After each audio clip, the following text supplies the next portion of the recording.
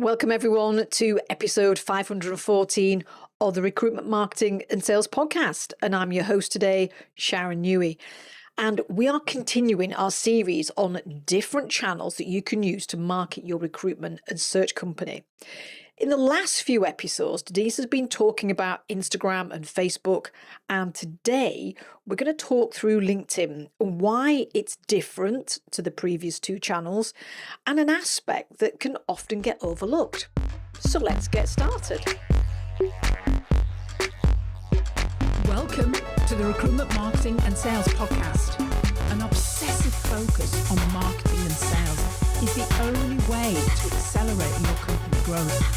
So listen in now as we share the latest strategies and techniques guaranteed to deliver you more placements and profits. Instagram and Facebook, which Denise has covered in the previous two episodes, are candidate attraction and employer branding channels. LinkedIn, it's different, isn't it? Most recruiters that I've ever met, of course, use LinkedIn every single day. And generally, it's their first go-to from a sourcing point of view, finding candidates by role, skill, sector. And for many, that's their main use. And it's a great tool, isn't it? It's brilliant at what it does. Yes, for some industries, it has limitations. The thing is, though, that for a lot of recruiters, sourcing is only half of what LinkedIn can do for your business. And the other half is what can sometimes get overlooked, and that is its client side. Now, LinkedIn, it's your strongest channel for winning clients and for building, of course, your personal brand. And it's your personal brand and being in front of people that will help you to bring clients to you. Of course, it's where people who hire, they're not spending their days on LinkedIn like you guys are, yet they do obviously spend some time of their working day and lives on LinkedIn. Now, for most owners, the opportunity is not to source more, but it's to start using LinkedIn from a client and a business development perspective, as well as that personal branding that is so important and still today is often overlooked and in some instances completely untouched. Now, LinkedIn's got two jobs then, and it's on one platform, and they don't necessarily happen in the same place. The client and brand side lives obviously in your feed, and for many people who choose to use Sales Navigator, well, then that is another tool for LinkedIn that we can use. And of course, the sourcing side often lives, let's say, within a recruiter license. That's where people will do their sourcing, their searching, mapping markets, etc., building talent pools and messaging people. So to treat LinkedIn as one undifferentiated thing sort of like dilutes its use of a tool. So let's understand the differences and how you can get more from it. It's really as simple as that. But before we dive into that, though, how big is LinkedIn? Because it continues to grow at a pace. So LinkedIn passed 1.3 billion members worldwide this year. I can remember the days when I was saying it's just past 1 billion, and it just keeps growing. Now, around 310 million of that 1.3 billion are active every single month on the platform.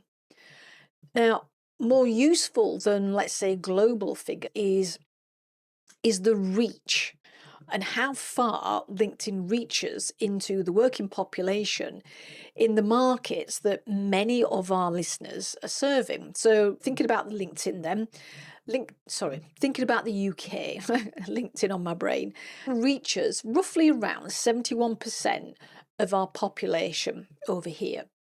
In the US, it's even higher at 83%. And for our colleagues in Australia, it hovers around 61%. And while these figures are high, they are drawn from LinkedIn's own advertising, sort of like data. And look, let's be honest, that will include some duplicate accounts, some inactive accounts. So I think the takeaway from this is to treat these numbers as a sign of how LinkedIn is embedded into those different markets, as opposed to a literal number. Now, either way, the conclusion, it's the same, isn't it? Almost every hiring decision maker that you would want as a client is reachable. Yes, there are some industries where perhaps people, even hiring decision makers, are not as active as some other industries. I can think of an industry recruiting client that we have. Not all his target audience is as active on LinkedIn. They might be on it, but they're not awfully active. But the majority, the absolute majority, are going to be incredibly active. Now, LinkedIn reports suggest that more than 65 million decision makers and around 10 million people at C-level are amongst its members. So for the majority, that is going to be your ideal client list, all gathered on a single channel. Now, the single most important thing that we need to consider about LinkedIn is that I know that this might seem staggering when you consider your LinkedIn feed and all the content that is on it, and around only 1% of active users post content. Everybody else is reading. They scroll, they notice you from afar. They probably rarely like something, probably rarely comment. They are the lurkers, and they make up the vast majority of the platform. Now, let's just think about who they are. These people are your clients. They're hiring managers, business owners, department heads. They don't necessarily spend their working day reacting to posts. They're scanning, but they do see them. And when they are planning a recruitment campaign, when they've got a vacancy that's cropped up because somebody's just resigned, then they contact a recruiter who's been showing up in their feed, who's front of mind. And this is why on LinkedIn, building your brand and winning clients are not two separate, distinct tasks. They are the same task. We might not want to think of it like that, and it's true. And this was really brought home to us by a client who had been with us for a couple of years, been posting consistently on LinkedIn for quite some time. Nothing elaborate, valuable, useful content in their specialist area, published week after week. And then one day, she dropped us a message on Messenger and said, "You won't believe this, but I've had a past client reach out. I have not worked with this person, this HR director, for probably maybe coming up for 5+ years. And they just came out the blue. She'd not heard from them for a while. And this HR person wanted or needed to hire a CTO. And they asked our client if she would handle it exclusively. And when she asked the HR director what had prompted them to reach out, the answer was quite revealing, because she told her, "Well, I can't miss you on LinkedIn, can I, really? You're all over the place." And when the role came up, our client was the first person that came to that HR director's mind. She'd never, in the last 5+ years, and it might have been a tad longer actually, she'd never commented or liked a single post. quick pause from me before we get back into it. This podcast, as you probably worked out, has no sponsors, has no ads. Nobody pays us to record these episodes. And Sharon and I make it because we love this industry and we want to give something useful back to the people running small recruitment businesses.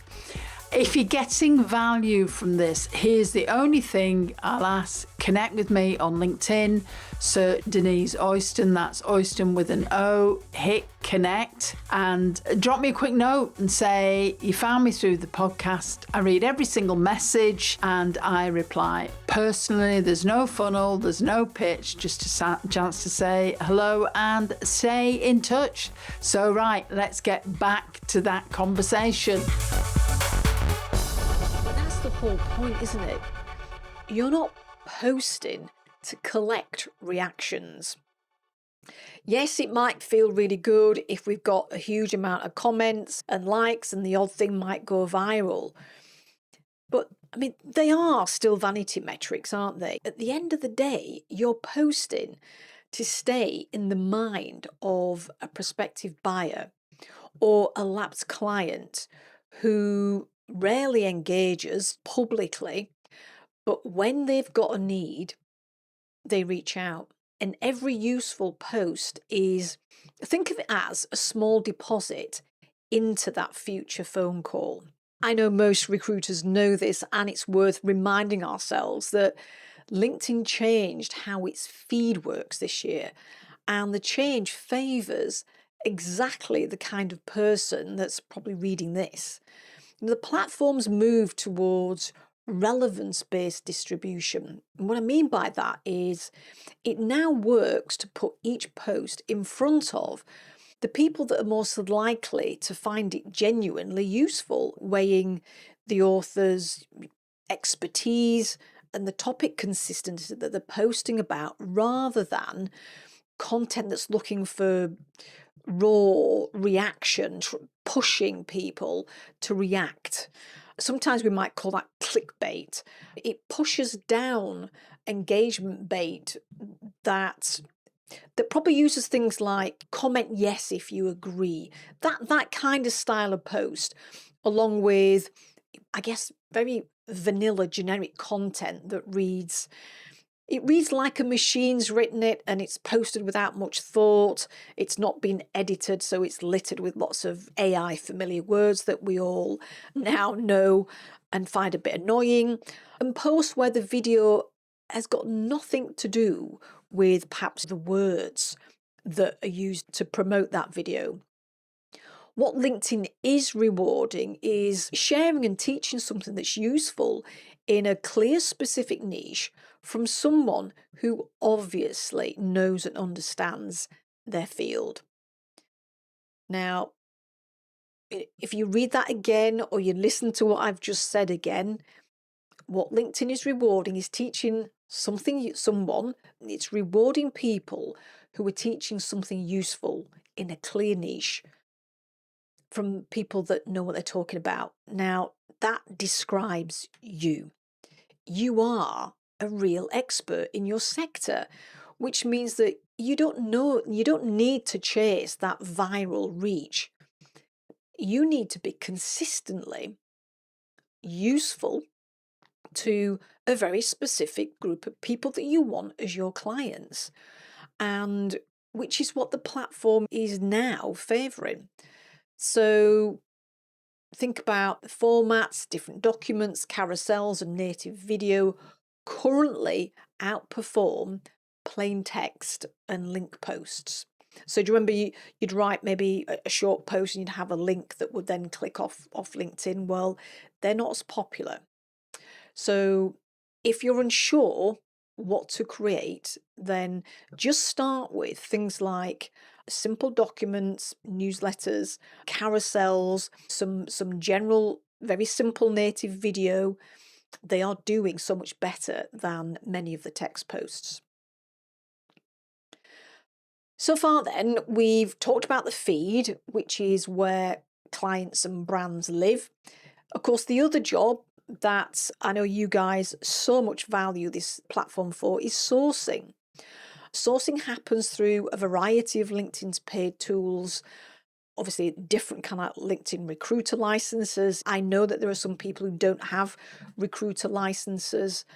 And of course, let's say from a business development tool, if we're looking to source clients, well, then Sales Navigator is a separate tool. It's built to find companies that are hiring, and it's a tool to reach decision makers behind and inside those businesses.